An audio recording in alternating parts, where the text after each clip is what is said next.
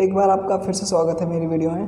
पिछली वीडियो में हमने क्वेश्चन नंबर 4 तक करे थे। इस वीडियो में हम 5 से स्टार्ट करेंगे 1.3 के 9th क्लास चैप्टर 1 का। और अगर आपने इससे पहले बेसिक्स के पार्ट नहीं देखे, पार्ट 1 और पार्ट 2, तो सबसे पहले आप बेसिक देख के आओ, क्योंकि आप अगर वो देखे हो तो आपको ये ज़्यादा समझ आएगा। तो ज़्यादा टाइम ना लेते हुए चलो स्टार्ट करते हैं। तो हमारा पहला क्वेश्चन क्या कहता है, मतलब पहला नहीं, 5वां क्वेश्चन, इस वीडियो का पहला क्वेश्चन। ये क्वेश्चन हमसे कह रहा है 1/17 के दशमलव प्रसार में अंकों की पुनरावृत्ति खंड में अंकों की अधिकतम संख्या क्या हो सकती है। अपने उत्तर की जांच करने के लिए विभाजन क्रिया कीजिए। तो हमसे कह रहा है कि इसको हमें भाग देना है, विभाजन क्रिया करना है, और हमें बताना है कि जो इसका दशमलव प्रसार है वो कितने अंकों का है। ठीक है, तो सिंपल है, आप इसे भाग दे देना। ठीक है, तो इसका दशमलव प्रसार इस तरह आएगा 0 5 8 8 2 3 5 2 9 4 1 1 7 6 4 7। ठीक है, तो ये आएगा, तो आप इसे गिन लो कितनी है।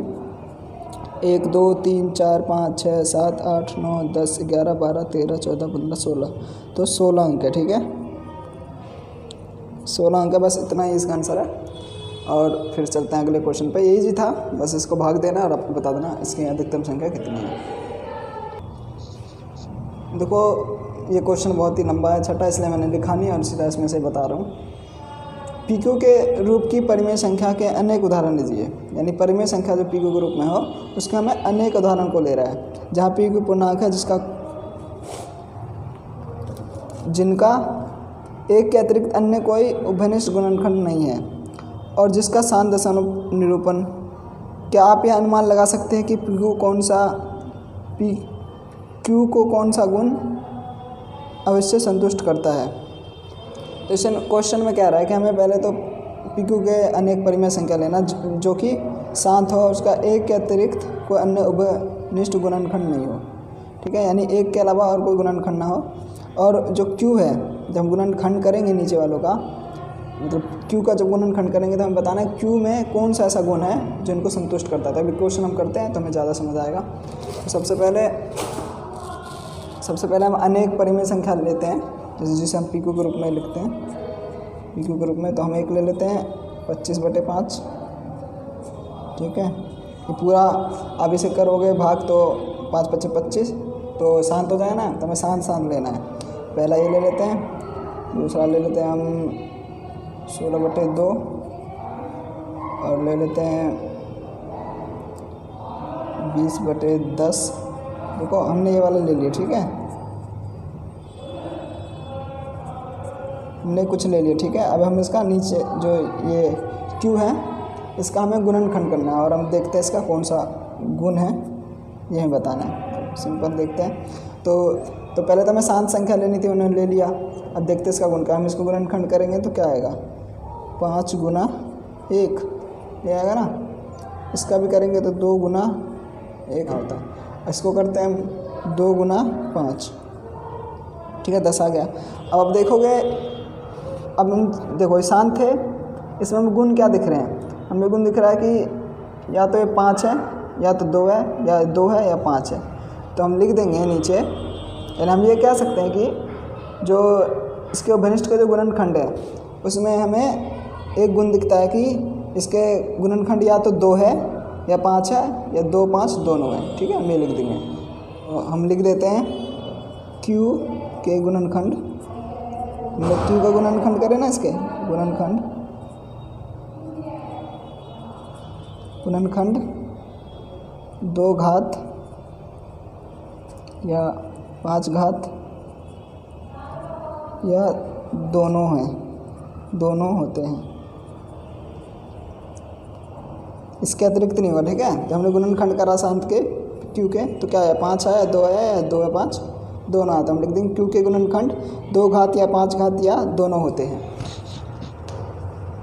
अब आप किसी का भी लेके देखना, कोई भी जो शांत हो, आप इसके नीचे का गुणनखंड करोगे। एक और लेके देखते हैं यहीं पे, जैसे मान लो हमने लिया 40/20 ले लिया। इसका भी जब हम गुणनखंड करेंगे, अपना 20 2 10 2 5 और 5 देखो 2 ही आया, मतलब 2 आया और 5 आया, यही आया ना। तो आप किसी का भी लेकर देखोगे ना, जो परिमेय संख्या हो, जो शांत हो, और आप नीचे का गुणनखंड करोगे तो ये 2 आएगा, या तो 5 आएगा या 2 5 आएगा, इसके अतिरिक्त कुछ नहीं आएगा। ये होता है इसका गुण, यानी आप नीचे की संख्या देख कर बता सकते हो कि परिमेय संख्या है या नहीं है। अगला क्वेश्चन हमसे कह रहा है ऐसी 3 संख्या लीजिए जिनका दशमलव प्रसार अनवसानी आवर्ती हो, यानी कि अपरिमेय हो। ठीक है, तो हम ऐसे 3 संख्या बतानी है, तो बहुत ही आसान है। तो कोई ले लो 0 2 1 2 1 1 2 1 1 2 1 1 1, यानी चलती जा रही है। तो चलती जा रही क्या संख्या होती है? अपरिमेय संख्या। तो ये पहला हो गया। दूसरा 0.40 4 0 0 4 0 0, चलती जा रही है ना।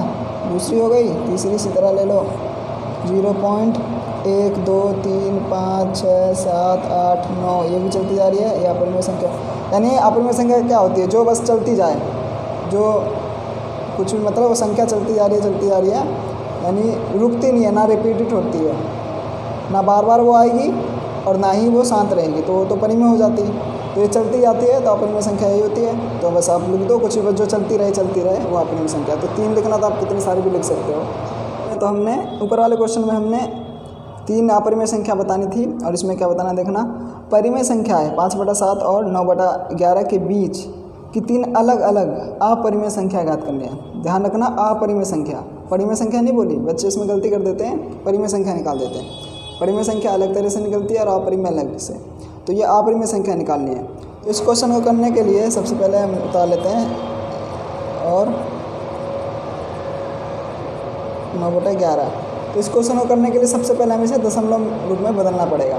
तो पहले हम इसे भाग देंगे, तो क्योंकि अपरिमेय संख्या निकालने है इसलिए हमें पहले भाग देना पड़ेगा। 5 तो जा नहीं रहा, तो 0 ले लेते हैं।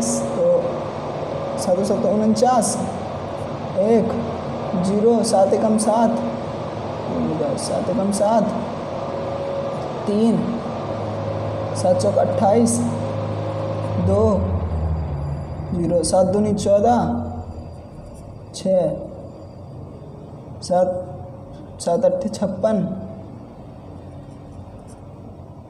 4 0 7 5 35।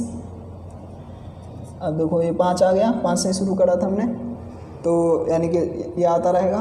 तो 5/7 बराबर 0 7 1 4 2 8 5। तो इसमें बार लगा देते हैं।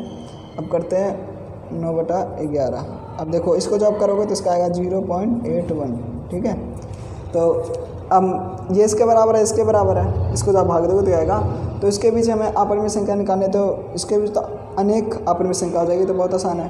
तो 8 7 और 8 है, तो इसके बीच कितनी सारी हो जाएगी? देखो 0 लिखो, 7 लिखो, 1 लिख दो, 2 4 1 3 5, चलते रहें। 2 1 हो गया है।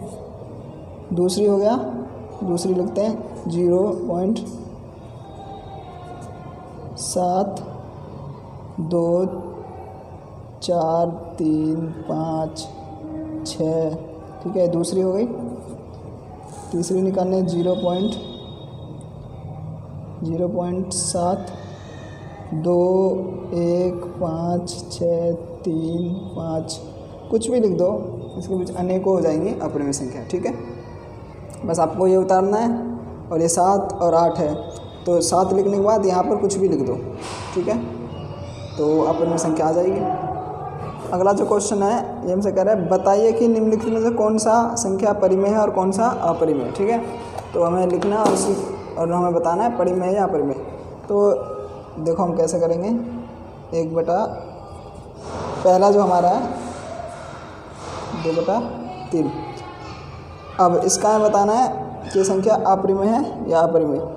तो सिंपल ये परिमेय तो होगी नहीं, क्योंकि बाहर नहीं आ सकती ना। अगर यहाँ पर 25 होता तो 25 का वर्गमूल क्या होता है? 5, तो परिमेय हो जाती, लेकिन 23 का तो कोई वर्गमूल होता नहीं, तो इसलिए हम लिख देंगे कोई वर्गमूल नहीं, कोई वर्गमूल नहीं।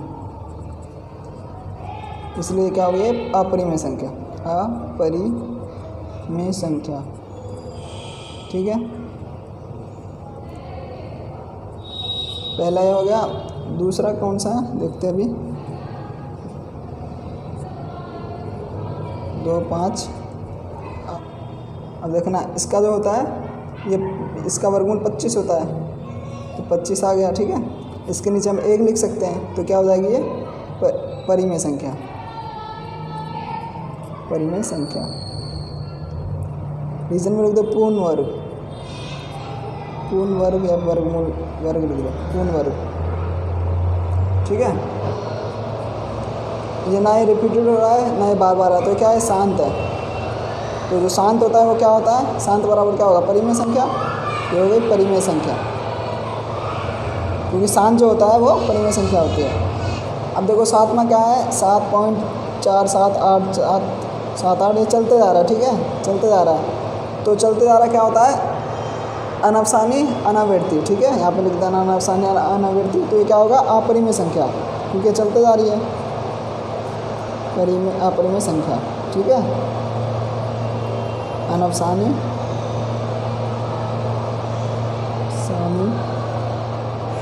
अनावृत्ति, ठीक है, अनवसानी अनावृत्ति, ठीक है, ये लिख देना। अब हमारा जो आखिरी है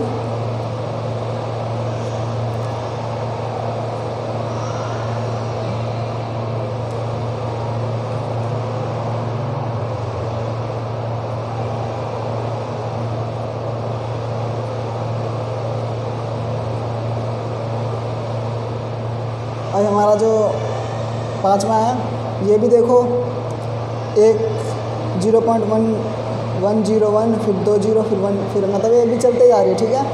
तो ये भी क्या हो गया अनवसानी आवृत्ति, तो ये भी हो जाएगा अपरिमेय संख्या, अपरिमेय संख्या, ठीक है, क्योंकि ये भी चलती जा रही है, ये भी चलती जा रही थी, इसलिए हमने लिखा था, इसमें भी लिखा था यही रीजन और इसमें भी यही रीजन लिख रहे हैं, ठीक है। तो 1.3 में इतने ही, अब मिलते हैं आगे।